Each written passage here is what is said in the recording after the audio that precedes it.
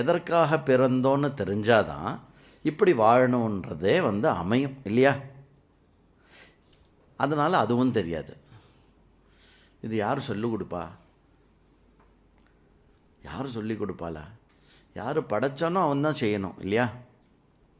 இப்போது உங்களுக்கு ஒரு மிக்சியோ கிரைண்டரோ இல்லை வாஷிங் மிஷினோ கொடுக்குறான் அப்படின்னா அதுக்கு 2-3 விஷயங்கள் உண்டு.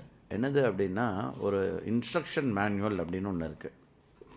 ஒரு user manual, instruction manual, user மேனுவல்னு ஒன்று இருக்குது. அது எதுக்காக கொடுக்கறது அப்படின்னா, இந்த மாதிரி இதை பயன்படுத்தணும்.